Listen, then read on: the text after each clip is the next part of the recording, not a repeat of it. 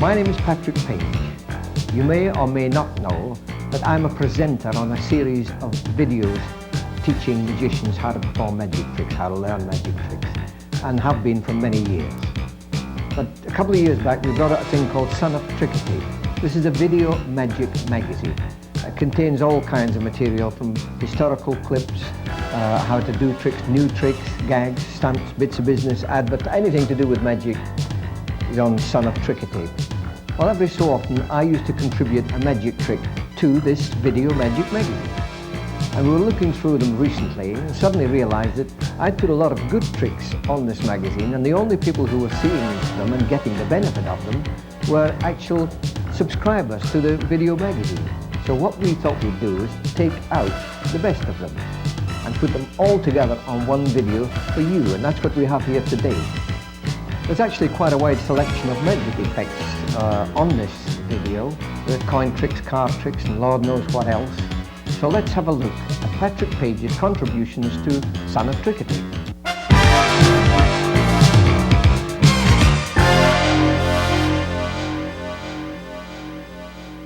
Someone selects a card, and let us assume it's this one, and it's a perfectly free selection.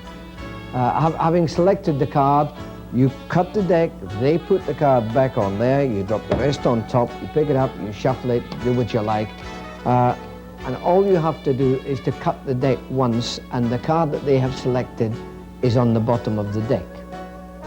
That is one thing that you can do with this, but there are other things. For instance, you could have someone select a card, again we'll assume this is it. The deck is cut as before, the card is replaced on the bottom half, the rest are put on top, and that's it. You can now shuffle them as before, and one cut, but this time instead of the card turning up on the bottom of the deck, it finishes up on top of the deck. So that's another way you can use exactly the same gimmick. A third way is to place the deck on the table and say to someone, would you like to cut a small packet of cards off? So they cut a small packet of cards off and they look at that card, and of course that is a force card. So there's three things you can do with it. So let us explain exactly how it works. Basically it's very simple. This 2/3 of the deck are perfectly normal. This third of the deck isn't. They are all stuck together. Now when I say that, they're not glued together in a solid block. You can actually spread them, which means that when they're on top of the deck and you're holding a deck at an angle like that, those cards, the block of cards that is, are also spread. Now how it works is that all of the cards except the top and bottom one of the packet have a hole drilled through the middle, and there is a thread placed through the hole.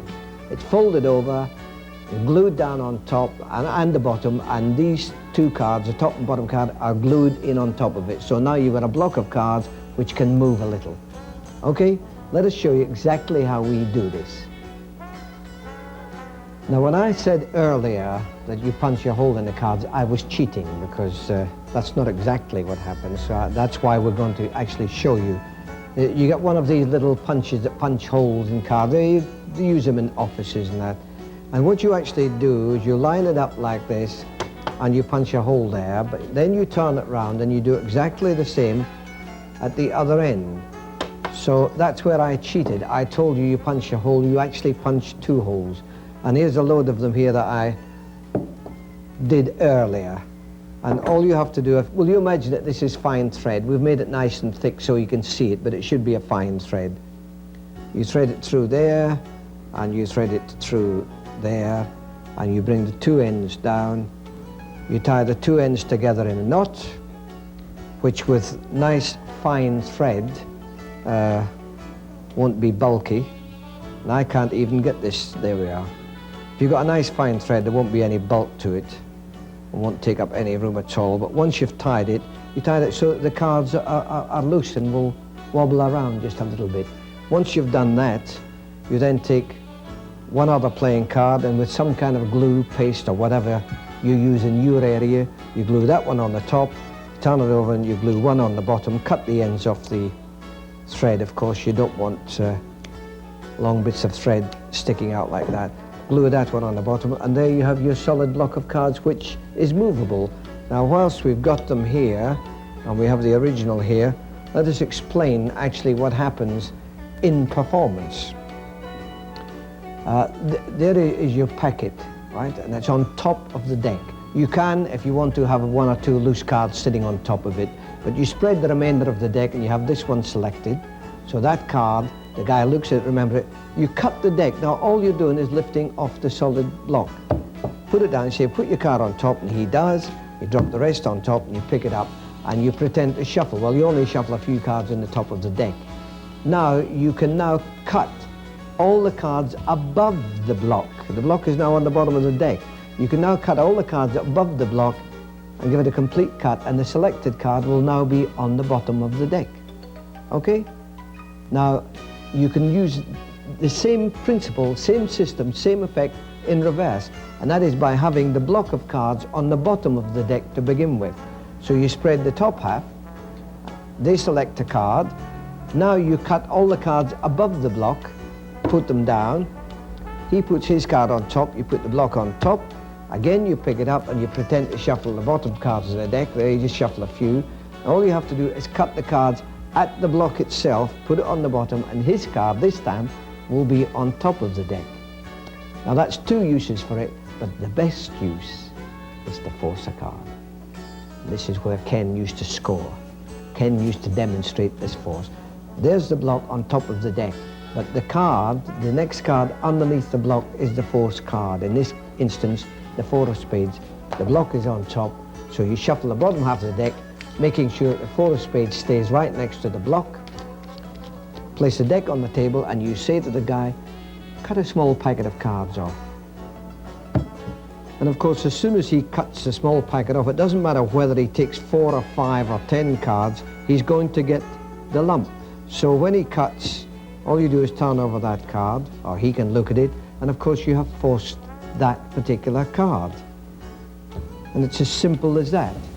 Remember that you should have between 15 and 20 cards at the very most. I'd go for 15, more than 20, in this small packet on the top. And you can thank Ken Brook for that one.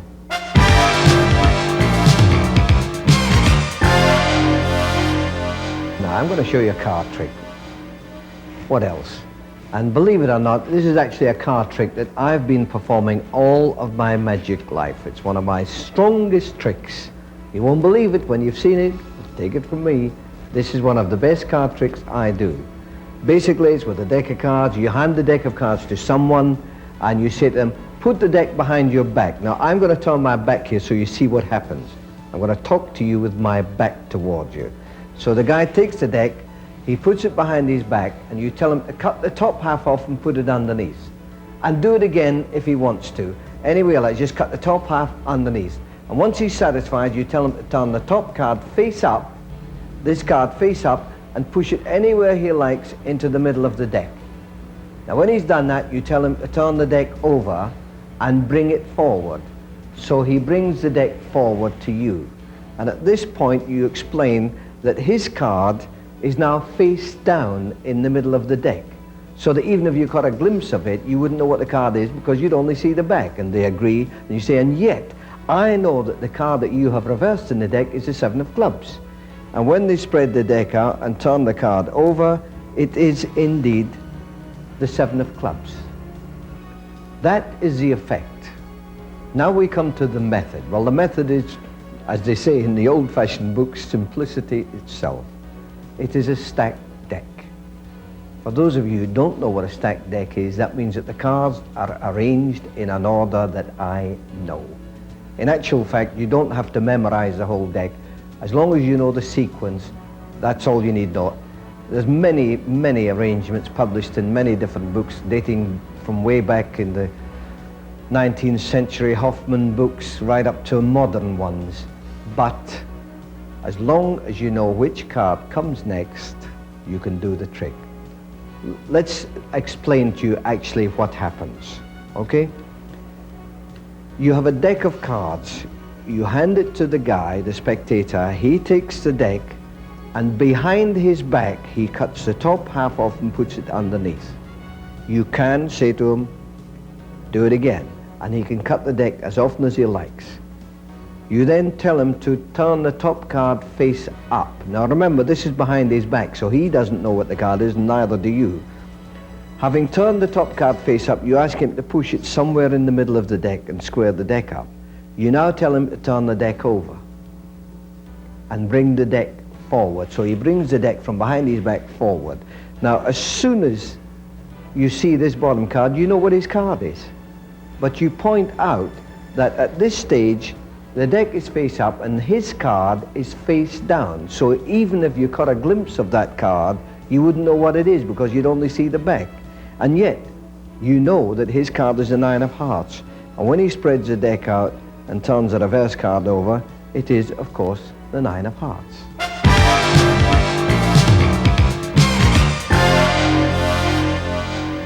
Now, one of the problems with using a stacked deck is that you can't shuffle the deck. Well, you can if you can do a convincing false shuffle. Well, there are many different false shuffles, and if you're sitting at a table, there's even more. But we are not sitting at a table, we are standing up. So how do you convince people that the deck is mixed up? Well, I do lots of tricks using a stacked deck. I use them both in my stand-up act and for close-up. If I'm doing close-up and someone says something about can we shuffle the deck or can the deck be mixed up, or if I suspect that they're even thinking that, then of course you can shuffle the deck. Look, and I proceed to show them. So if you'll come in close, I'll show you how I shuffle the deck right under their noses. It is, of course, a false shuffle. And first of all, let me explain the origination, or rather the first way I learnt it. Remember, the deck is arranged and we don't want to disturb its order. We know that we can cut the deck without disturbing its order. All you're doing is cutting the deck, but they're still in the same sequence. If you push a lump off there, now what happens is you push some off the top here and some off the bottom here, and some off the top here, and some off the bottom here, and some off the top here, and some of the bottom here. And that, believe it or not, is actually a false shuffle. I'll do it again slowly. Some off the top, some off the bottom, some off the top, some off the bottom. If it's face up, it's more convincing because they see the cards changing all the time. Now that is the shuffle I learned, but I have altered it a little. And as before, I start off by doing it face down and then I turn the deck face up. Now, what's actually happening here, it's not quite the same as before, because what I'm doing is that I am pushing some of the cards off this right hand here. Some of the cards off the right hand go underneath the left hand. Now, some of the cards off the left hand go underneath the right hand. And added to that, instead of doing it sideways like this, I'm sort of doing a back and forward motion of the deck, so they appear to be getting mixed up all the time, like that. Then you turn them over and you square them up.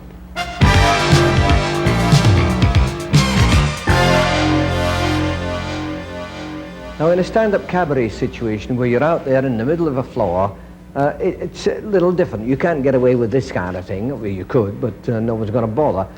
If you want to convince them you're shuffling the cards, then what you must do is do a shuffle that looks like a shuffle that they know.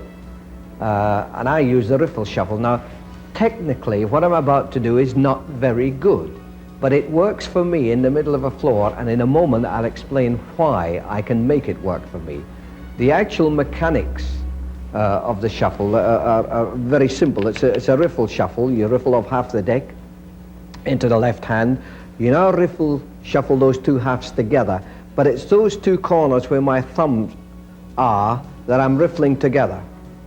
And all you got to do is make sure that the right hand card or cards towards the end are left on top.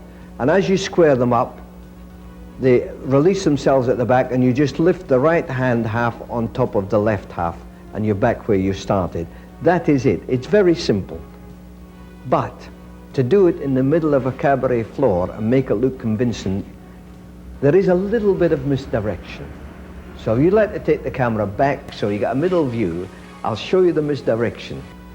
As I said, there's a little bit of misdirection involved here. It's very simple, basic misdirection, which is unknown to most magicians.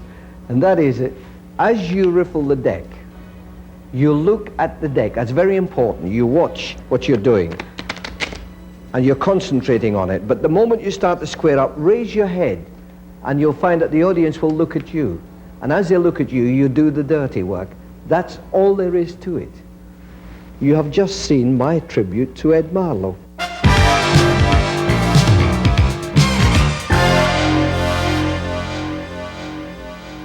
Well, at least we know what this is. It's half of an egg bag trick, the important half. This, of course, is a, I think this is a wooden one, yes. Certainly solid enough. It's a, hey, you don't need an egg bag. That's taken care of that anyway. That I'm sure most of you will, I'm picking the easy ones first, you see. I'm sure that most of you will realize exactly what this is. It's a billiard ball holder. Billiard hole holder? Yeah. Billiard ball holder. Clip it under your jacket and billiard ball. Have I got a ball that would fit that? No, I've got an egg that will do it though. Yeah. They are under your jacket. You just reach under your jacket, steal it out, and do what you like with it then. So what other? Oh, I see a wonderful, wonderful, very old magic trick that brings back many memories. I wonder how many of you recognize this. It's a little magic trick called the baffler box. And many, many years ago, in the early 1950s, I worked in a magic shop in Oxford Street, a little magic stall, if you like. It was owned by a guy called Dick Chevelle, who is now unfortunately no longer with us. And in those days, Dick used to buy this magic trick, which is called the baffler box, from Gus Davenport. Gus at that time owned a company called Will Goldston Limited, which was a wholesale magic and novelty company. This was one of Gus's favorite demonstrations. And we used to buy them, and I used to demonstrate this behind the counter and sell it to kids or grandmas for their grandchildren. And you're probably sitting there saying, what the hell is it? Well, I'll show you. It's a little box, and you can drop anything you like into it. In this instance, I'm dropping a couple of coins in there, and what happens is that you do that and turn it over and the coins disappear completely, or whatever you've put into the box. To retrieve it is a hell of a problem, but it's still a good vanish. No one looking. That's your little container, which is inside with a hook over the top. And what happens is as you bring it down here, you just hook the container off onto your sleeve. That is the idea, but what Gus used to do was very clever. Gus used to take a handkerchief, drape it over his arm and say, look, there's a little box. He'd drop the coins in, he'd hook it off onto the handkerchief, like that. He'd take the handkerchief off and wave it round the top, put the handkerchief down, turn it over, and the thing's gone. And of course the gimmick had gone with it. That is the baffler box. Dye tubes for dyeing a handkerchief by poking it through the fist. Whoever owned this collection really had a collection of them. Let's see, that looks like a homemade one. It's quite heavy. That one looks like the ones that I used to sell when I was working at Davenport's, and they were made by a man called Van Leon, or Lenaros, who was a Dutchman who came to live in this country, a professional magician. And Van used to make gimmicks, and these two, both of them, were actually made by Van. It looks like another homemade one, which is quite heavy. And, oh, that's a posh one. Made in, it looks like Bakelite to me, and all molded in one piece, almost. Almost. I suppose I had to have it in two pieces to get the tape inside. But of course, if you're going to talk about dye tubes, this has got to be the granddaddy of all dye tubes, hasn't it? This is a type that was certainly used by Al Baker for his dyeing silk through a paper tube. That's where you did. This is not the one that you held in your hands. You'd have trouble with that. This one, instead of having a tape that travels from end to end, it has a sliding cup. If you listen, you'll hear it. It's a sliding cup which slides from end to end, so that when you have the paper tube, the white handkerchiefs go in there and the colored ones come out here. How you load it in, how you get it out, that's your problem. If you're worried about it, read some of the Al Baker books. I'm sure it's mentioned in there somewhere.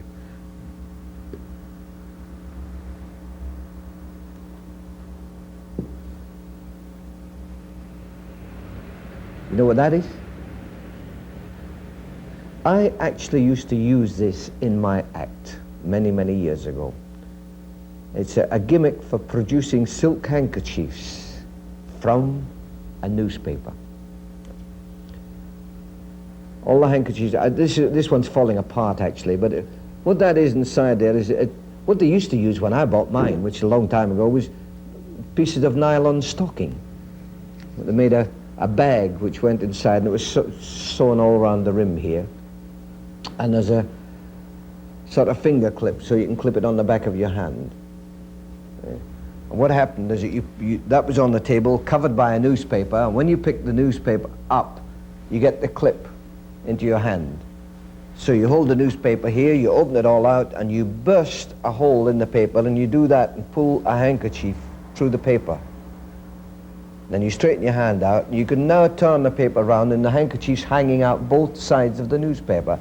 And you move the paper around to another position and do it again. Pull another until you produce about 5 handkerchiefs, and they're all hanging out the newspaper, and you show the newspaper on both sides, as long as you don't show your hand on both sides. It's called silks from newspaper. Okay.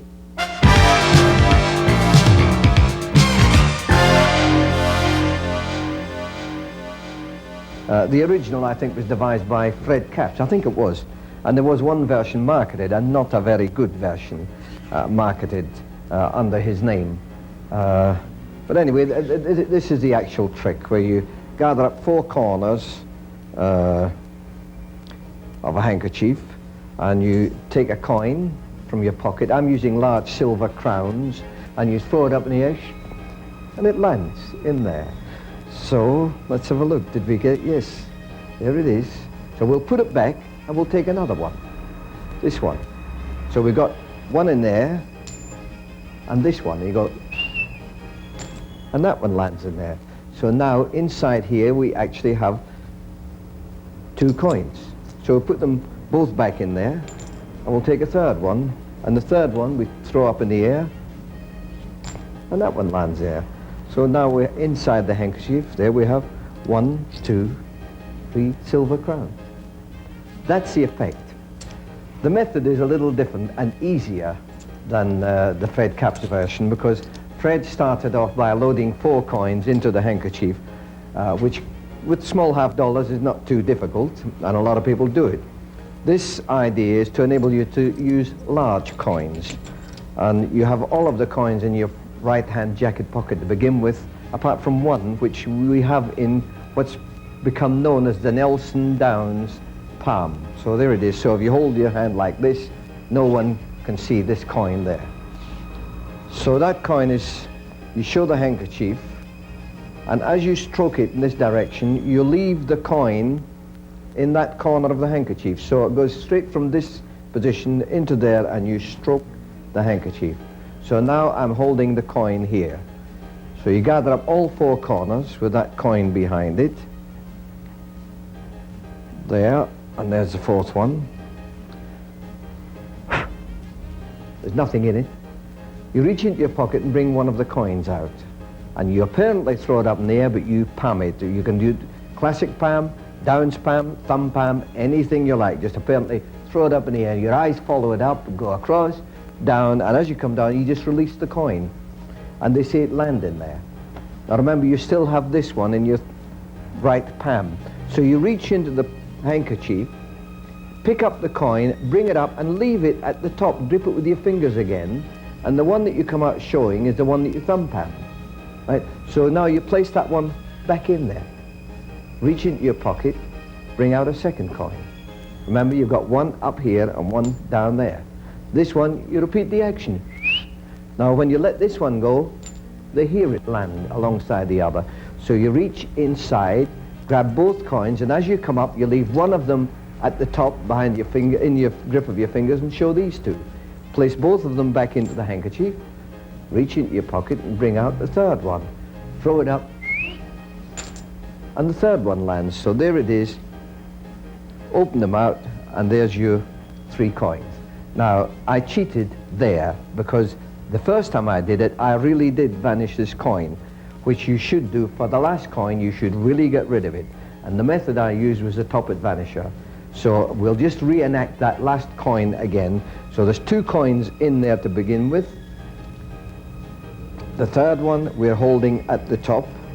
So you reach into your pocket, bring out apparently the third and last coin, and there it is, and you throw it up in the air, and there it lands. That one went into the top at Vanisher. Now, whilst we are on the subject, there is a shortened version of the same trick that you can do, which may well be better for many purposes, and that is to reach into your pocket and bring out 2 coins. Now, unknown to your spectators, you have a third one, finger palmed, or Nelson down palmed, I'm sorry. So there's these 2 coins, drop them on the table, pick up the handkerchief, load the coin in, as we did before, gather up the 4 corners. Now, no one knows there's a coin in that handkerchief. So you gather up the 4 corners, and you can do that, blow it, there's nothing there, and say, look, there's the 2 coins. We're going to place one of them inside the handkerchief. So there it is. And the second one we're going to make disappear. Watch. And you throw it up, and that lands in there. And there you have a simple, short version of the same trick, which can be done stand up under almost any conditions.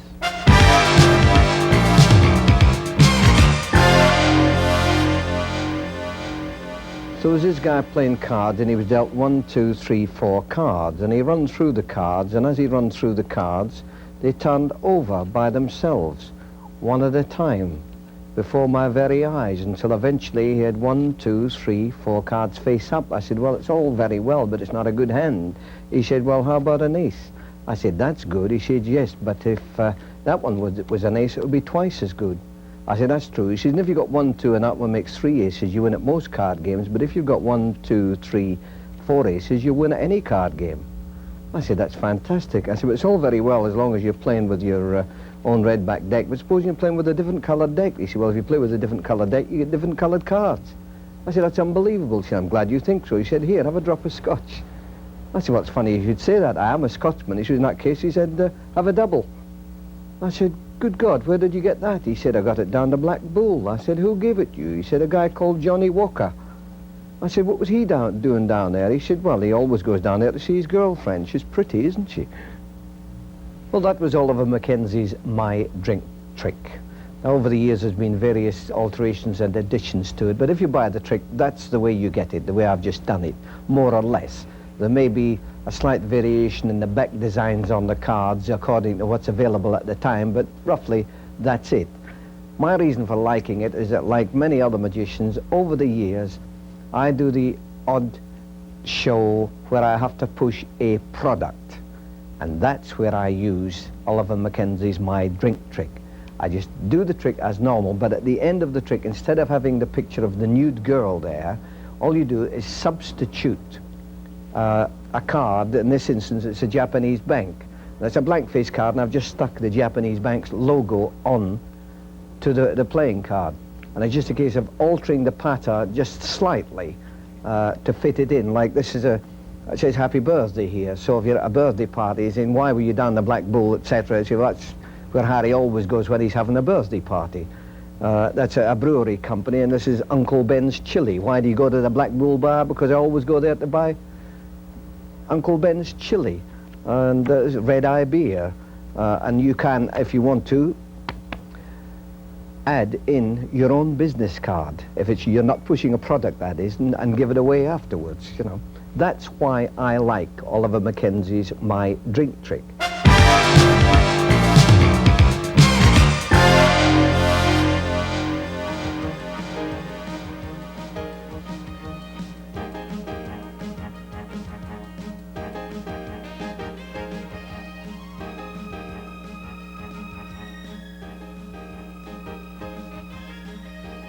I have here the actual ball that Professor Higgins was using in that little clip that he sent us. And it's an interesting concept. But I played around with it, and one thought did occur to me, and that is that when you get it into this position, where you actually have it on your right forefinger, as you start to revolve the hands, you'll find it may help a little if you start to revolve the left hand just a little bit faster than the right hand. Coming back, the same thing applies. Just move the left hand just a little bit faster than the right. When you get back to this position, another way of actually producing the ball is to do that and just withdraw the finger from the ball itself and leave the ball sitting on top of your left fist. Whilst we have this ball here, it actually reminds me of my misspent youth when we used to produce handkerchiefs bare hand, and that was using a Stillwell handkerchief ball. And one of the techniques for hiding it was similar to this. In other words, you had a ball with a handkerchief inside it, or several handkerchiefs if it comes to that, and it was on your forefinger, so that when it's in your hand, it's out of sight. And as you bring your hands up, it's on the right forefinger behind that hand. So you now did that, and then you turn this hand over, and you bring it back, and you do that, and then you reached into the air and pulled the handkerchief out of your fist. Now that was with the handkerchief ball, but if we follow on from Guy Higgins's idea, there's no reason at all why you couldn't go through these motions and just squeeze and produce a billiard ball. If you got a ball at home with a hole in it, have fun.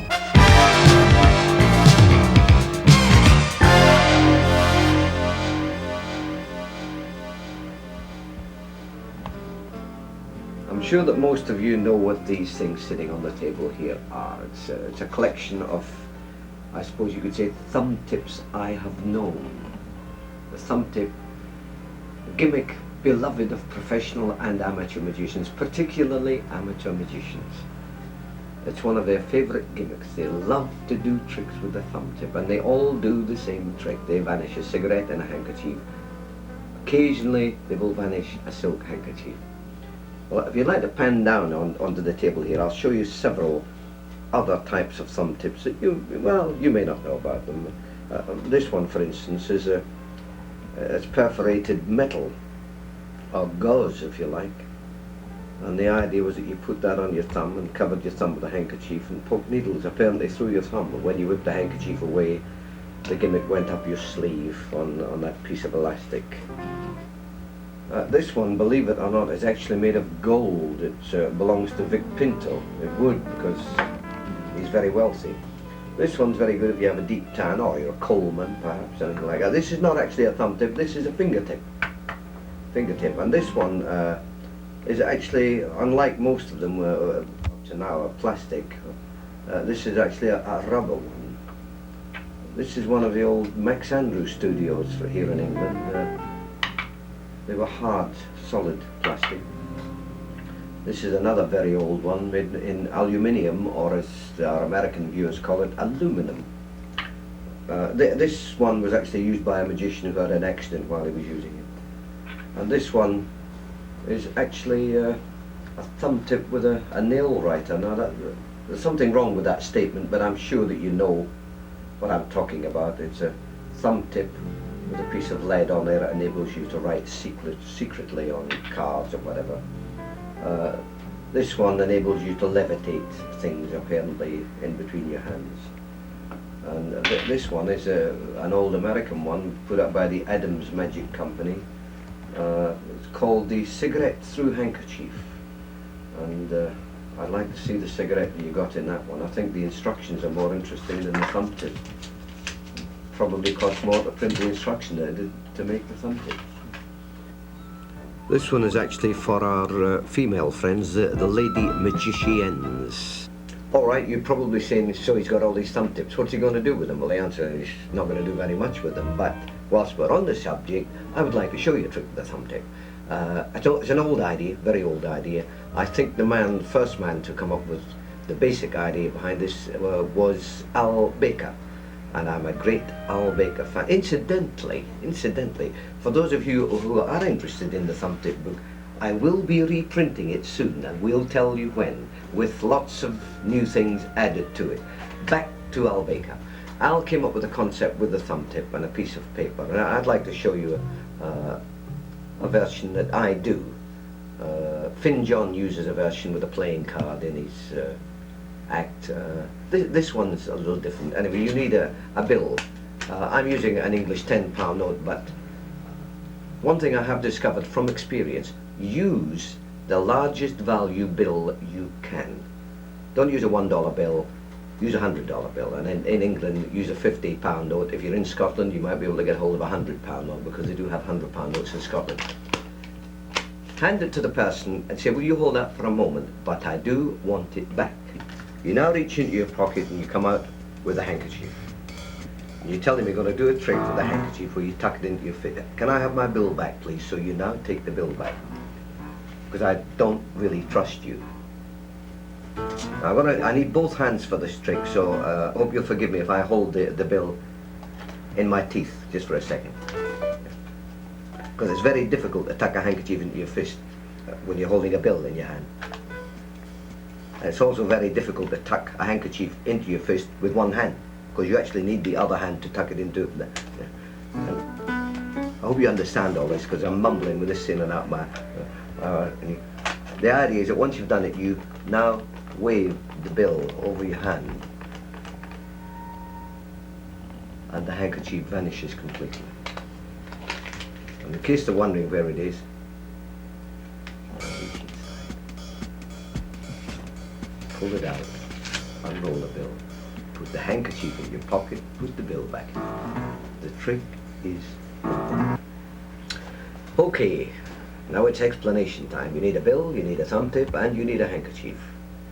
Okay, the bill would be in your pocket, and this is the setup I use for this trick. I use the handkerchief tucked inside the thumb tip in my pocket. That way I'd reach in, come out with the thumb tip in my hand, pull the handkerchief out. So I'm all ready to go. There's no need to show your hands empty or prove anything. So you reach in, you come out with the handkerchief and say, I'm going to show you a trick with a handkerchief, but can I have my bill back? So now you take the bill back. And you go through all this business.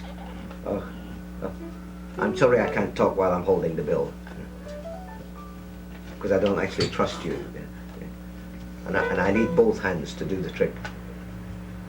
And all you do is just keep tucking the handkerchief all the way into your fist, and keep taking this bill in and out of your mouth to explain why, until eventually you're tucking it. See, I can't do it. You tuck the thumb in, the handkerchief comes out inside the thumb tip. I'll do that again.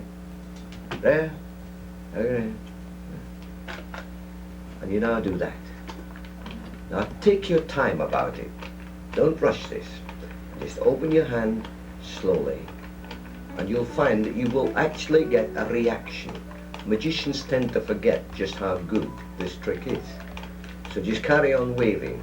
Now the interesting point about this is, if you're doing this for a group of people, there can be people at the sides there. I'll give you a side view. And as long as you're moving back and forward like that, waving it over your hand, nobody can tell there's a thumb tip there. They don't even know what a thumb tip is anyway. So you just carry on like that until you get the reaction, and the trick is apparently over. That's important. Let them think that is the trick. And once they react, if you're doing it at a group of people at a banquet table, they usually tend to applaud or laugh or whatever. And as they're doing that, you casually roll the bill up with the thumb tip inside it. So once you've got the reaction, you roll the bill out and you look inside. In case you're wondering where the handkerchief went, look, there it is inside. And you just pull it out, you come down, your thumb goes inside, you unroll the bill. There's the handkerchief, the thumb tip's now on the right thumb. That goes back into your pocket, that goes back into your pocket.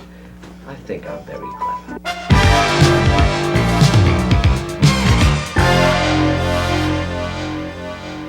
Actually, it involves a little plastic bag. This is the type for holding coins. Coin collectors use them, or stamp collectors use them. The idea is to place a coin into the bag. You can see it in there, and you seal the top of the bag because they're self-sealing bags. Now, in addition to the coin inside the bag, we have a piece of paper. It can be any kind of paper. We're using newspaper here. And you fold the bag containing the coin up inside this piece of newspaper, and you crease it all down so that the coin is well sealed inside the bag, inside the newspaper. And in addition to the coin in the bag, in the newspaper, you also have a pair of scissors. And with the scissors, you just snip straight through the newspaper and the bag and the coin, put all the pieces together and snip them, snip them, snip them, until eventually it becomes apparent that the coin has completely disappeared.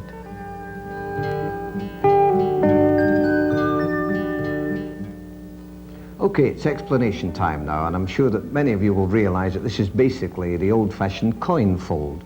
So I'd like to start by explaining that first, and then we'll explain how we get it out of the plastic bag. You need a piece of newspaper. I've drawn some black lines on this so you can see where to fold it, but basically that is folded down so that it's half an inch shorter. The one at the back here is a little bit longer. Now if you turn it round and fold it that way, and then fold it up, it looks like you've wrapped the whole thing up, but in fact you've left an opening here, in here. So if the coin is wrapped up in there, it can drop out. Now let's do that for you so that you can see actually what happens. There is the coin. Fold that up. Now remember, this is shorter than that. So if you fold that back and this back, there is our opening here. But as we're on the table in this position, you fold this up as if you're closing everything off. And from there you pick it up, and if you hold it in this fashion, you're gripping the coin. You can bang it on the table. You're gripping the coin, and once you relax your grip, the coin will slide out of this pocket into your fingers. I'll do it openly so you can see it.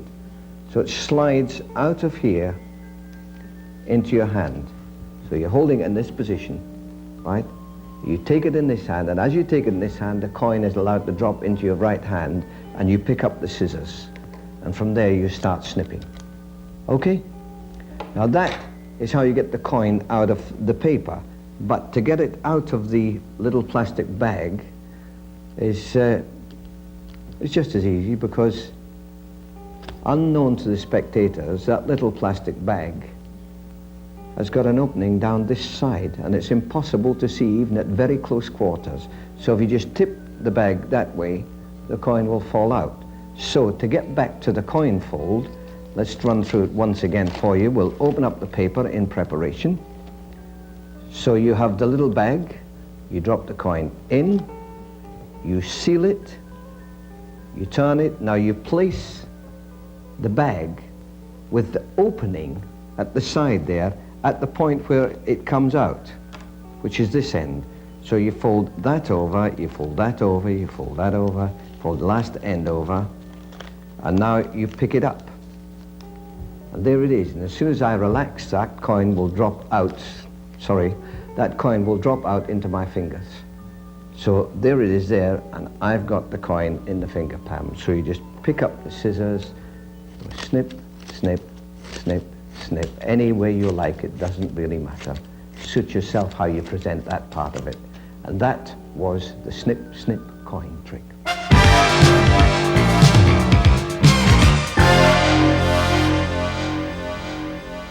This deck consists of 52 playing cards. Each and every one is blank on both sides. You'd have trouble playing cards with a deck like this unless you had a very good imagination.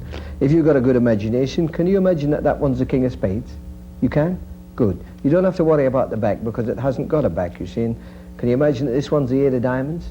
Again, with no back, you see. But let's do one more for you. We've got a 3 of diamonds, but no back. And the reason there's no backs on them is that we're using the faces side. If you want to imagine backs, you have to turn them over. And this is the side that you imagine backs on. For instance, can you imagine that that's a blue back? You can? Good. Mind you, it hasn't got a face.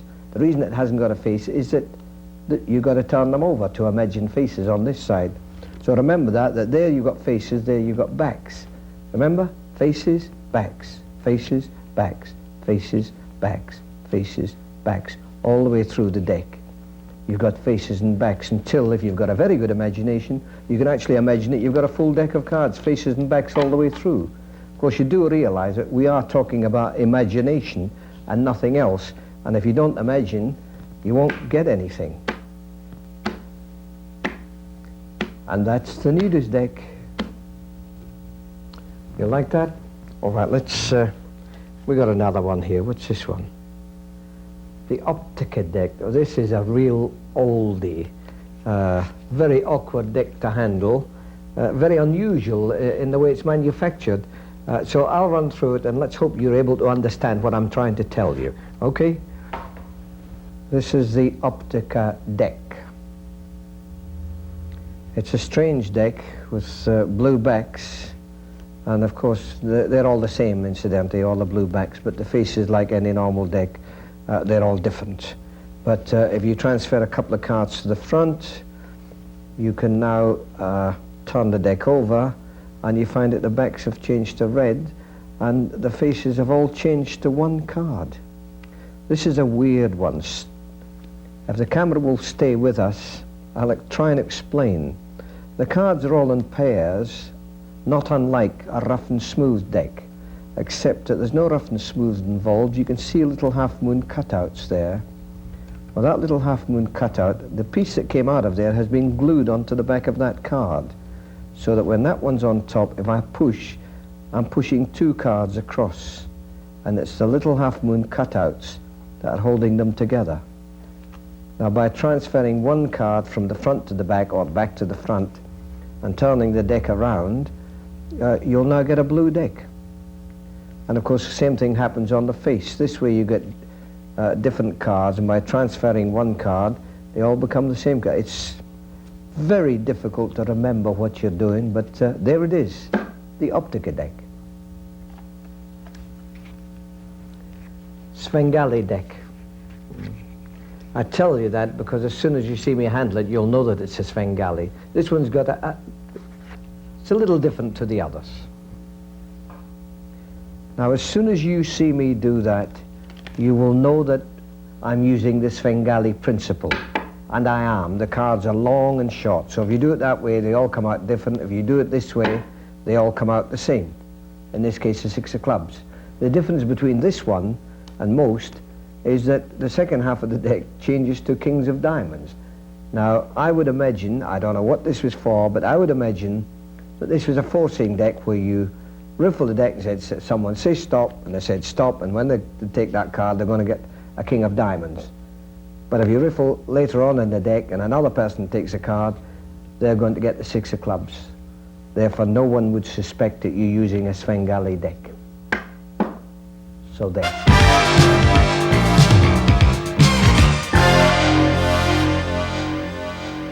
I'd like to show you one of these things, one of these little routines that I've done for many, many years.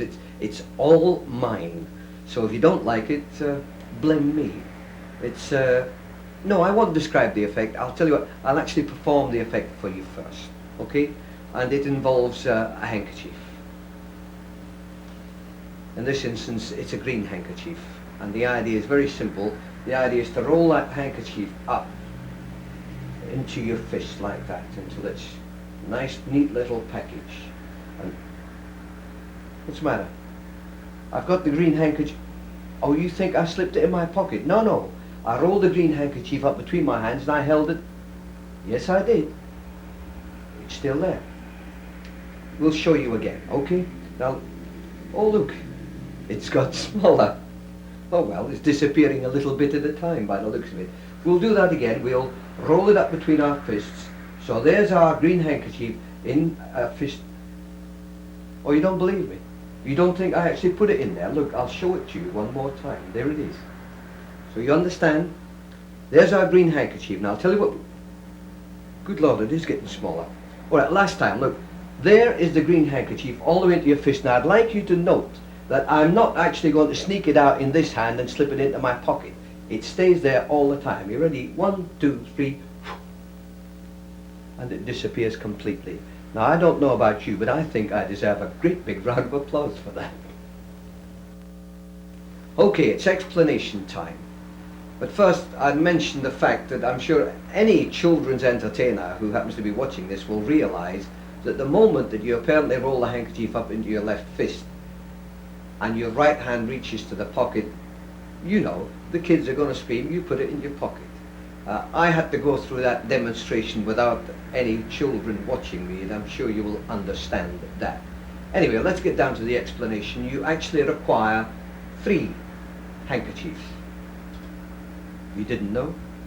All right. There's 3 handkerchiefs. There's a sort of largish one, about 18 inches, and there's one slightly smaller, which is about 12 inches, and then there's a tiny one, which is inside a thumb tip here. That one goes into your ticket or match pocket in your jacket pocket there. The 12-inch one also goes into your pocket, tucked into the front edge of the pocket. This one is in your left-hand jacket pocket. So when you're going to do the trick, you reach in here and this one comes out. You bring it out. Now you have to apparently vanish this, but it's not too difficult because we know that you're going to pretend to sneak it in your pocket anyway, so it doesn't really matter how well you do this or not. But the idea is you roll the handkerchief up between the hands until it's in a little tiny ball, and all you do is grab it in the right hand and turn the left hand over. The right hand immediately reaches into the pocket, and the kids are going to scream you slipped it in your pocket at that point. As you're doing this, you leave the big handkerchief in your pocket and grab hold of the smaller one and come out with it. You think I put it? No. Now remember, you've got the small one in your right hand, and what happens is you come up and you say, I rolled the handkerchief up in my hands like that and left the green one there.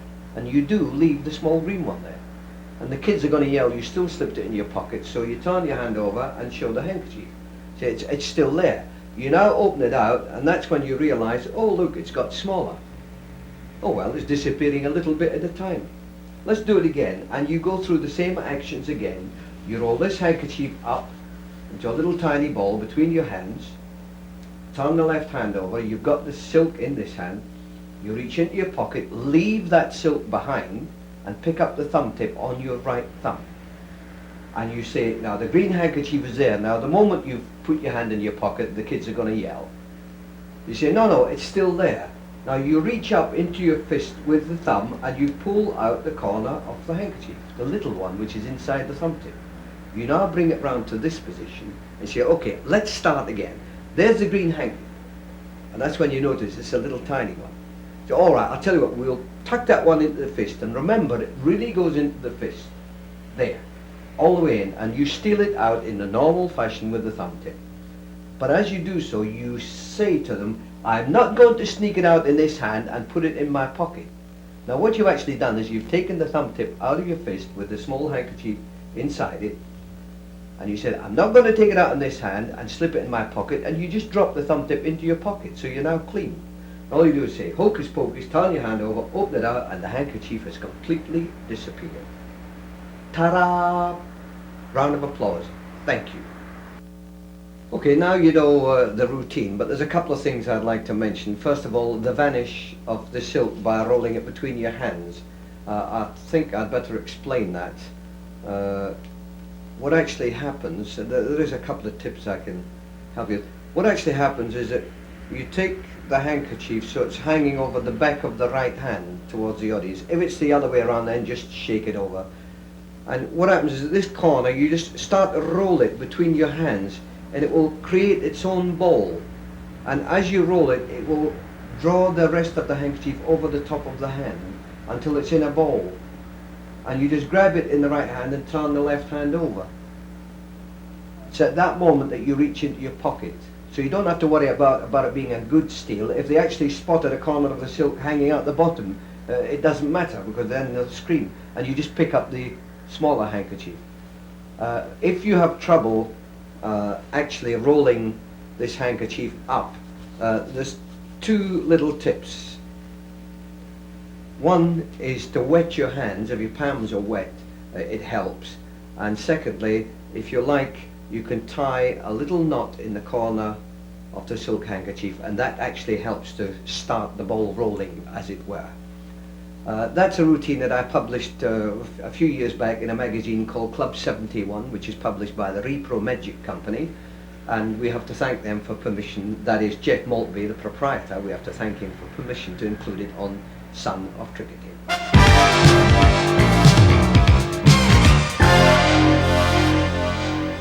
What else have we got down here? Now here's the thing, it's not as old as many of these things, because I have 2 of these at home. Anyone here recognize it? Actually, I think it was invented by, certainly manufactured and sold by, Magic Christian of Vienna. I bought mine from him. And it's a gimmick that I used from a long, long time. Did it on television once, I think. And that actually fits inside a cigarette packet. And there we are. There's one, and there's the other one. If you imagine that it's inside a cigarette packet, you have a little slot cut at the bottom, and there's two little levers there, and just by pressing one of those cigarettes is going to fly up in the air. It may go too fast for this camera, I don't know. But there it is. Oops. How about that? And there's the other one. Oh. Yes, wonderful gimmick. I've still got them at home. I don't use them anymore because I don't smoke. But it's a gimmick if you do smoke or if you're into comedy. Oh, I'll bet it. Just a minute.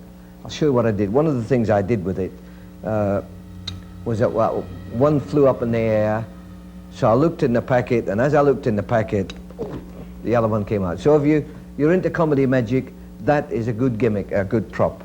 Magic Christian of Vienna, Austria.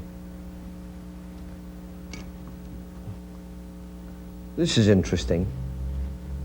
It's a coin holder. Now, there were many different types, all based on the same thing. Let's show you. What happens is you can put a stack of coins in there. In this holder, probably about 7, 8, 9 coins. And just by sliding, you can put your thumb on there and slide a coin out, and the next one gets pushed up into position. So you can produce one after the other out of there. As I said, there were several different types. One that you held in your hand here and produced them like this. Another one underneath your jacket, pinned underneath your jacket. And you reached underneath and slid them out one at a time when you needed them. This one's got a bar along the back, which I would assume was for that. I'm sure that should have been painted flesh color. In that position, no, can't be for that. Must have been for that. But the coin that I have here is the inside of this one. It's a shell coin. The outer one is King George V, who was King of England, or Great Britain, I suppose, 1910 to 1937. The inner one is Edward VII, who was king from 1901 till 1911. And the date on that one is 1904. Did that look convincing? Because without my glasses, I can't see a thing. I was acting. I've been taking acting lessons. Yeah. That's a shell coin, of course. One fits inside the other. And whilst we're on the subject of coins, there's another one here, which is also King George V. And this one's got a little arm and a finger clip, and that clips on the back of your middle finger there, so that in this position, you can reach up and catch it. And if you drop it into a box, you can now reach up and catch another one. How you get the sound effect in the box, that's your problem.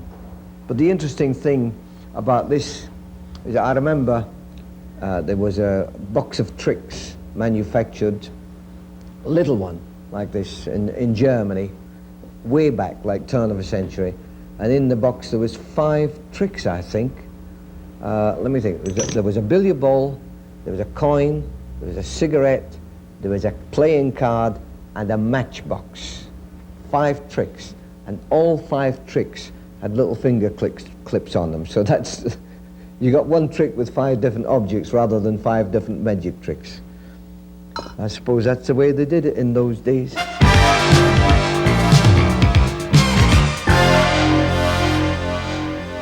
to see a trick? Yes, would you show us a trick? For the camera, I'll show you a trick. I'll sit round here, Pat. You sit here and watch, you see. Do you know what that is? That's a thimble. That's right. Do women still use thimbles today? I believe they do. Well, anyway, that is a thimble, but that is actually a hallucination. Oh, look at that. Now, I call that a hallucination because you think there's 2 there. There are 2 there.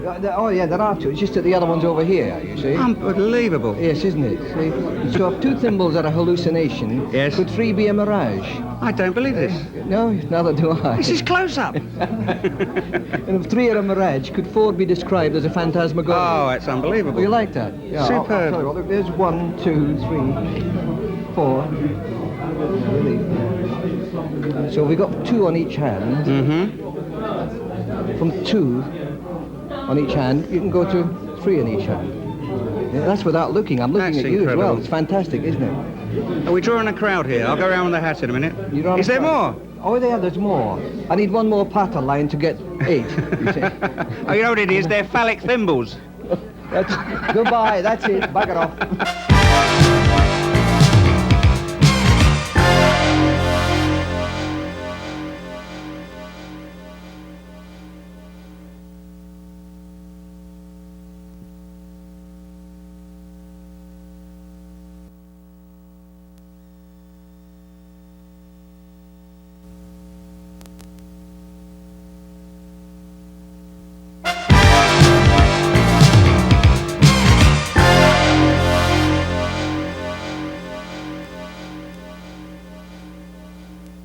Once upon a time, many years ago, I actually used to produce playing cards in my act, just like this, and in the classic fashion.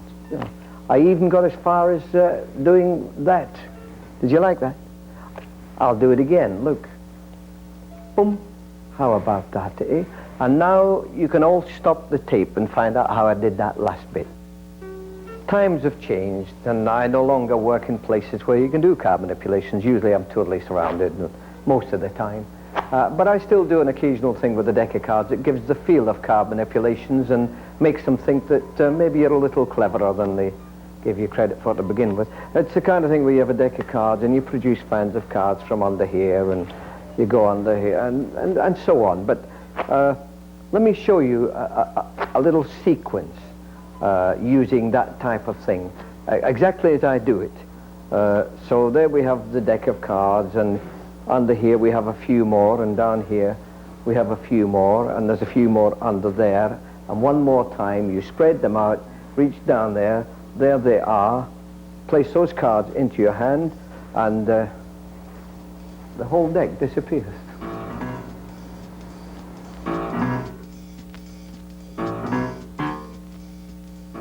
This shouldn't be too difficult for anyone who actually does card manipulations, but we'll show you the moves.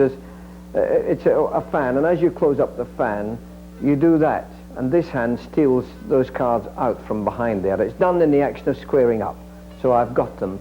So it's there, as you square them up, that forefinger pushes those cards back, and this hand takes them. And the whole action in one is like that. Okay, understand? Now you can repeat that once or twice if you want to. They go back on there, you steal another bunch out, but just to vary it, at one point, when you've done this, there's the fan, you square them up, you steal out, and instead of reproducing from under your elbow, this time you reproduce from down here. And the reason for that is that when you're doing this, this hand drops the rest of the deck into this jacket pocket, so you get rid of more than half the deck before we start, because at that point you're only stealing a small quantity of cards, maybe 10 or a dozen cards. So you're there, come right to there, you reach down to there, and you reproduce them, and you get rid of this lot. You put them back into your hand. No one knows that you've only got a few cards. To an audience, cards are cards. They don't know if it's a whole deck or 20 cards, it doesn't matter. But you've got your dozen or so cards left. Now, there's a vanish here, but this is what it looks like from the side. You just hold the cards like that, apparently place them in this hand, and all you do is lever them against the top of the forefinger here, and they pop back into your palm. So the action is that. But as you do it, you turn the left hand over as if you've got the cards in that hand. From the front, it looks like that. So you're getting a card vanish. But in this instance, the deck really vanishes. And what happens is this, and it's much easier to show you from the back. So if you imagine, so you apparently place the cards into your hand and immediately pull your sleeve up. And in the action of pulling your sleeve up, the cards are dropped into this jacket pocket. So let me do that again for you, so you see the action. Hope you're still there. You place the cards into your hand, you pull your sleeve up.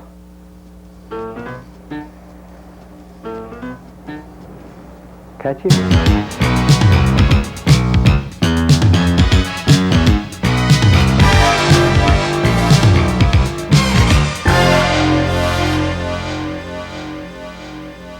Incidentally, that card vanish where the deck vanishes in the pocket there, I believe was originated by Max Malini. I'm not sure, but I think it was. Although he actually used it for a coin vanish rather than a deck of cards. And it's worth remembering that you can actually use that vanish for any small object, like a billiard ball, cigarette lighter, coin, anything you like. In this instance, with a large Chinese coin goes into your hand, you just pull your sleeve up and the coin disappears.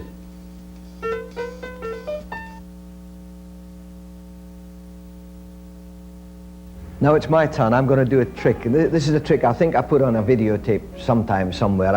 I can't remember when or where, but we're going to do it now for trick tape number 12. And it is the classic trick with a piece of rope, and you fold it over and you cut, which gives you two pieces, and you tie a knot. Now all that's pretty standard. You cut a piece of rope in two, you tie the two ends together into a knot. What's different about this one is the restoration. Because what you do is you take hold of this bottom end and you bring it up to here and you pull and you get one long piece of rope again. It's called the everlasting cut and restored rope trick. You can do it over and over and over again. All right, now we come to explanation time. The rope, of course, is gimmicked, which is why you can use it forever and ever. There are magnets built into the rope, like here, about 6 inches from the end of one end of the rope, you have a pair of magnets. I've left the paint off this one so you can actually see it, although you should touch it up with paint too, so it doesn't scream out at the spectators when you do it. So remember, there's two magnets about 6 inches from one end. But at the other end of the rope there is another magnet, this one. Now that magnet, if you will call them male and female, will match up with this one, but it won't match up with the piece. So the 6-inch length will only adhere to one end of the rope, this end. Now to perform the trick, if you can hark back to Edward Victor's rope trick, if you imagine this is a little piece you're holding in your hand, the piece that's attached to the end, you cross it over, change the ends over, so that the short piece is now looped around the big one, like this, but it's covered by your hands. And at the same time, those two magnets come together, there. So you just draw them downwards slightly. There. So the two magnets are down here, in this position, and the little piece is now looped around here. So you now cut down here. Well, with the scissors, you don't actually cut. All you do is put the scissors through the loop, and as you snip them, you pull them down sharply, and it separates the magnets. You do it in one action, like that. So you have the two magnets. Now, because the pair of magnets were at the side of the loop, you'll now have a long and a short piece. So the short piece, you just loop it over your arm, out of the way. Now this one, remember there's our little piece up here. You take this one and you form a loop and drop it over the two ends and bring it down to this position and pull it tight. Now there is what happens there, but we haven't pulled it quite tight enough yet. Pull it nice and tight so it looks like a knot. Now this piece, the short piece, you can actually pull it out of the knot, but we're not going to pull it out at the moment. We're going to leave it there and hold it in this position.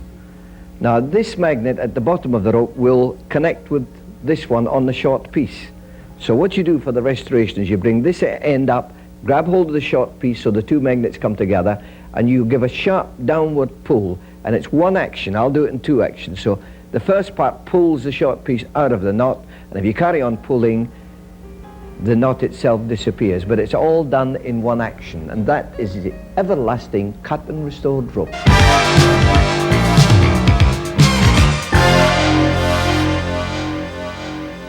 This is one of the first coin tricks I ever learned, and it uses two coins. And as you can see, with two coins, you've got two tails on one side and you've got two heads on the other. And the idea is to take one coin in each hand, place one hand under a table, and one coin magically passes through the table into the other hand. Coin trick, and the reason I'm explaining this is for the benefit of all those guys who know how to do the coins through table. It's a situation which I know exists. Well, this is a nice simple way of starting off if you want to do those kind of tricks.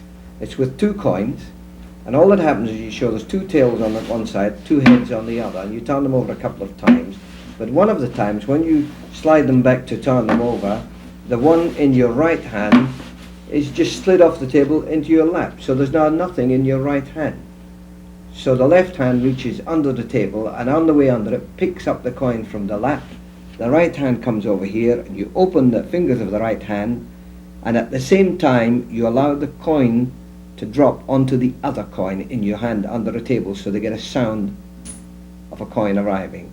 Turn this hand over, this hand comes out, and you're back with 2 coins in the left hand. Don't forget, it's the timing that's important. You turn the coins over 2 or 3 times, and the last time is when it goes.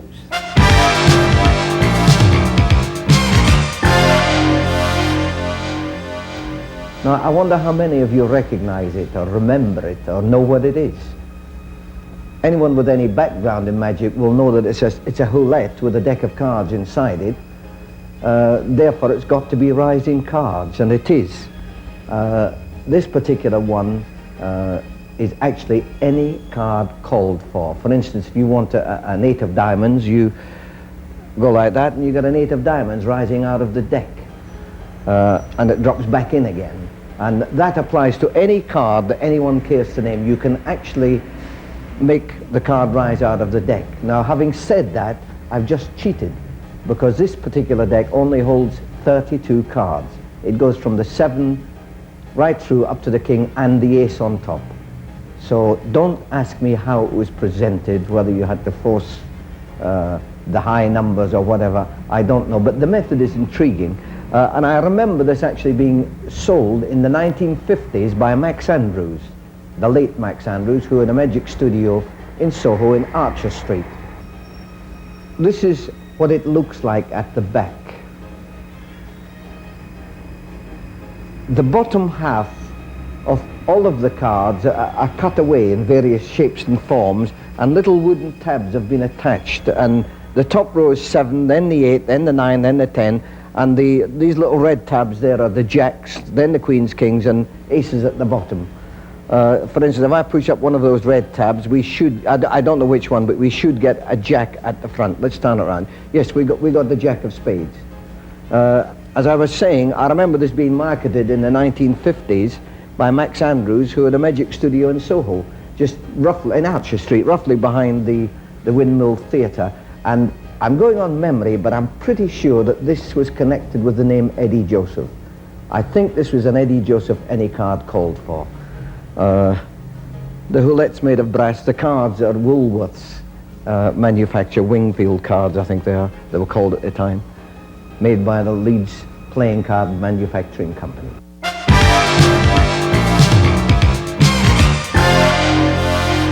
For the benefit of those who haven't actually seen the gag, I'll do it. I'll do it now. The idea is that you take a hair out of your head. It's quite invisible. And you take the end of the hair and you wind it round the corner of your handkerchief. And when you pull down on the invisible hair, the handkerchief pulls down with it. That's it. It's very simple. And you can leave the invisible hair hanging there, and any time you like during the evening, all you got to do is just pull on the invisible hair and make the handkerchief pop. Simple, funny, it's a good gag. I've been doing it for many, many years, and the answer is very, very simple. There's no actual hair involved, not even a thread.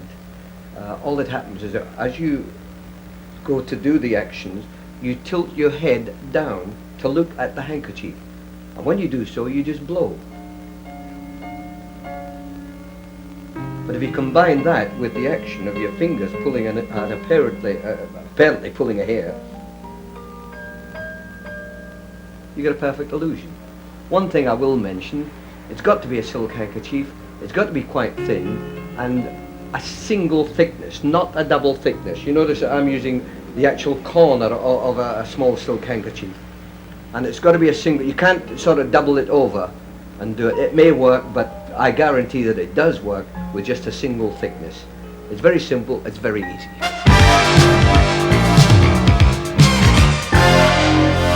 What have we got here? Oh, this is a rough and smooth deck. Well, the rough and smooth deck was devised originally as a forcing deck to enable you to force a playing card. But there's other things that can be done with it. So let's just show you one of the things you can do with it anyway, okay? The idea is to spread the deck and get someone to point to a card. Let's assume they're pointed to this card here. So you take the card off and they look at it and they remember it. In this instance, it's the 5 of hearts. They place it back on top of the deck and you shuffle it into the deck. It's a genuine shuffle. And you say, look, we're going to take 1, 2, 3 cards. Now just tell me, is your card among those 3? And of course, when they say no, you say, okay. Now this first card here, as long as that card isn't yours, we're going to put that card on the bottom. Now the second card here, as long as that one isn't yours, we're going to put that card on the bottom. And the third card, which also is not your card, we're going to put on the bottom. So we've got 1, 2, 3 cards. None of those 3 cards are yours. Okay, give me a small number up to 10. 7? Okay, 1, 2, 3, 4, 5, 6, and the 7th card, hip, we made it, it's your card. And that is the rough and smooth deck. The many tickle deck. It's a real oldie. Well, the many tickle deck was devised to enable you to apparently control a card. In actual fact, whenever someone took a card, they could push it back straight into the middle of the deck. And you had a duplicate on top immediately. Let's show you. Actually, this is a rough and smooth many tickle deck. In other words, as I'm counting these cards off, every card you see is actually 2 cards. They're all in pairs because they've been rough and smooth, treated with roughing liquid, and every single card I'm dropping down is a pair. But with a mini tickle deck, the difference is that each pair are duplicates. So if that card's a joker, if I split them, there's actually 2 jokers. And the next one would be 2 kings of diamonds, and so on all the way through the deck. So that this way around you show they're all different, and what they don't know is that they're all in pairs, matching pairs. So if you spread them out this way and say to someone, point to a card, and they point to that one, you split the deck and you say, will you take that card, look at it and remember it. Now, several things can happen. You can vanish the card or whatever, but the important thing is you can even have them push it back into the center of the deck. But anytime you like, you can find their card because you have a duplicate of it on top of the deck, which could be palmed off into some other place. But you've always got a duplicate of their card on top of the deck after they have selected one.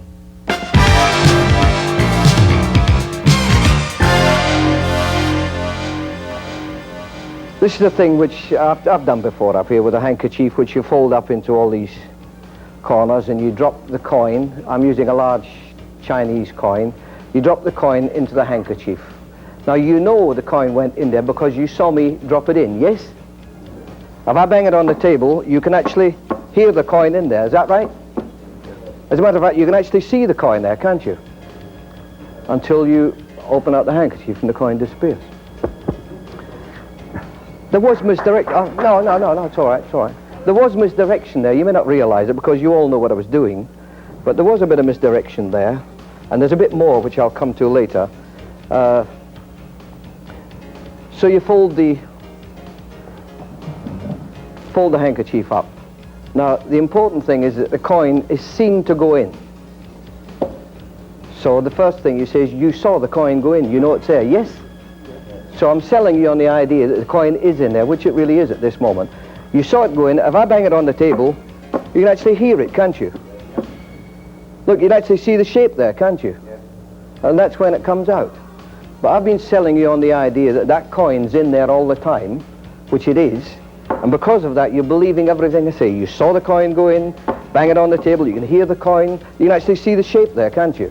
And you say yes, but you can't, because the coin's no longer there. The misdirection there is in repetition. You know, you just keep saying, asking them a question. You saw the coin go in? Yes. You can hear the coin? Yes. You can see the coin? Yes. And by then it's gone. Just for the benefit of those at the back. Or do you want to see how this is done? While we're at, oh shit. Because there's a bit more which I'm coming to in a moment. So you fold it in half diagonally. Can I balance on one leg? Yes. No, I can't. And you bring the other 2 corners up there. I'm going to have to expose this badly. To hold your hand underneath, you're going to catch your coin in a minute. The way it's folded, there's a great big opening down the back there. So this corner is cut up there, That one's up. There's a big opening down the back. So if I drop anything in the top there, it will fall right through. You're not very good, are you? Yeah. If I drop anything in the top, catch it again. Yeah. That will drop right through, obviously. But if you raise those two back corners like that, you can now drop the coin in, or anything else, a watch, a cigarette lighter, anything like that, drop in, and it won't fall out. It will just hang there. Can you see it? You can actually see the coin there. Now, sometimes when you do it, depending on how high or how low you lift these two rear corners, when you drop it in, there, I can't see it. It's about 2.5 inches in the handkerchief, and that is where the bang on the table helps. You say to them, you saw me put the coin in? They say, yes. Say, can you hear it? Now, as I'm banging it on the table, I'm looking at the back until the coin reaches that stage. Right? So from there, it's then, you say, you saw it go in, you can hear it, they say yes. You can actually see the shape in there. And all that happens, as you say, you can see the shape in there. This hand comes up and you touch the front edge of the coin and it just drops into your hand.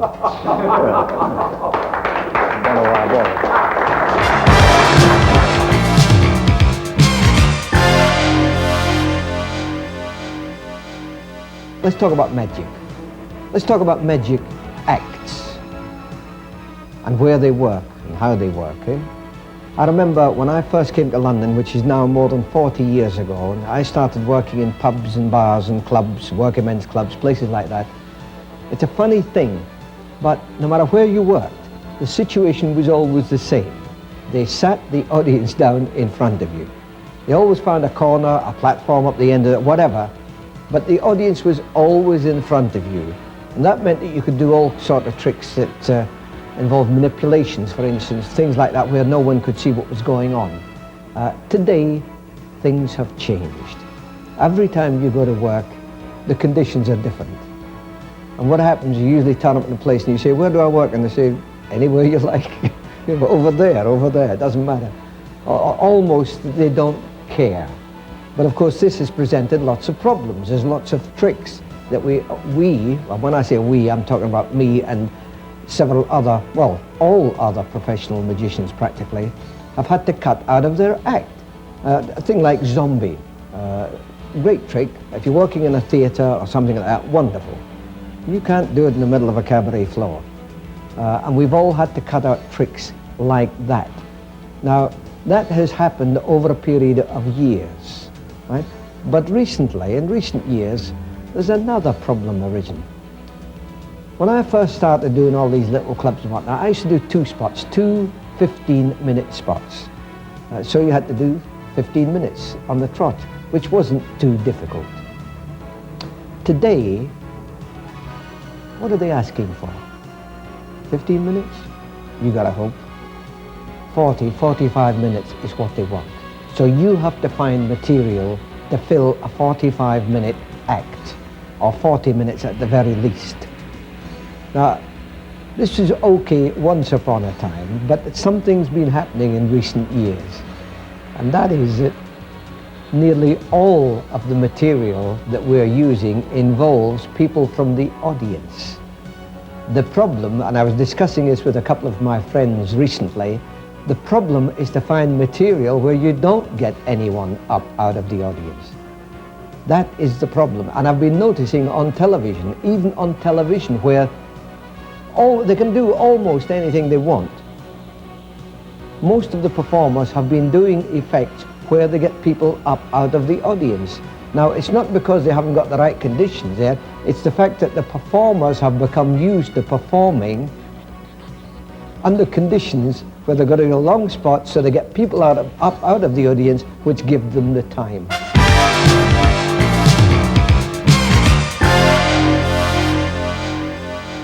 Quite a few years ago, in the very early 1970s, Vic Pinto used to travel back and forward to Paris quite regularly, and one time he was there, he heard about a trick in which the deck cut itself and revealed the chosen card. Now this is almost a classic effect, goes way back, it's called the haunted deck, and it used the thread. But Vic heard that this method didn't use the thread, so he made inquiries, and after a lot of time and trouble and writing letters and phoning, Danny Ray, who lived in Paris, discovered the secret of this trick. And he got some of this powder, because that's what it is, and gave it to Vic. Vic brought it back to England, and again, after a lot of time and trouble in this country, found a source of supply, and he put Ken Brook onto it, and Ken Brook eventually marketed the effect. It isn't actually a new effect. It may even predate the haunted deck, because I remember many years ago, it used to be called the salt trick, where you used a pinch of salt. And Ted Henneman had a very clever app, which I'll mention later. Anyway, we're going to show you the trick, so we have to explain it as we go along. So we'll explain how the thing works first of all. So what happens is you have a deck of cards, you have someone select a card from the deck, and let's assume that it is the 5 of clubs. You place the deck on the table and you ask them to place their selected card, which is the 5 of clubs, back on top of the deck. Once they have done that, you ask them to cut the deck, so they cut the deck. Now, whilst that's going on, you secretly get a touch of that powder on the tip of your finger, and you direct him to place this half of the deck on top of the selected card. Now, as you do so, you touch the back of that card with this fingertip, and you leave a tiny deposit of powder on that card. So you say, will you place that half of the deck on top of there? So he does that, and you square the deck up. Now, to find the selected card, all you have to do is to give the deck just a little nudge, and it will cut at exactly the selected card. Another method of doing more or less the same thing is to place the deck flat on your palm, like that. Now, just by moving your hand, the deck will split at the selected card. And it's very simple to do, just a slight movement of your hand, and the deck will always split where that powder has been inserted, just like that. I mentioned Ted Henneman in the Jinx magazine. He had a thing in there which he called sleight of foot, which was the same basic effect and same principle, except he used salt. And the reason for calling it sleight of foot is that he had the person place the deck on the floor, and he just touched it with his foot, and the deck split at the selected card. Now, this led to another idea. Don't ask me where I got this from. I haven't got a clue, but I set it up and I used to use it all the time with salt. This new powder is unbelievable, 10 times better than salt or any other powder, but I used to use salt in those days. And the setup was very simple. Now, the effect was simple. The effect was similar, except it was placed on the floor. The deck was placed on the floor. I used to do this at home. Card selected, returned, deck placed on the floor, and we all stood back. And while everyone stood around, the deck split at the card. No one went near it, no one touched it, there was no threads, there was no nothing, and the effect happened. Nothing's going to happen, no one's going to touch it, and the deck splits by itself at the selected card, which I think was the 5 of clubs. Yes, the 5 of clubs. How did it happen? Well, Vic, if you'd like to pan back a little and let everyone see it, they will see what's happening. This here is the old-fashioned plate lifter. When you squeeze it, it's under your close-up mat. When you squeeze it, that's what happens. I actually had the thing set up in my house. I had a plate lifter with an extra long lead set up under the carpet. It was about 4 foot from a wall, but the little bulb, this part here, that was set up near a wall. So all I did was stand near the wall. It was under a pattern on the carpet. It was very easy to find, and I just set the trick up, set the deck down where necessary.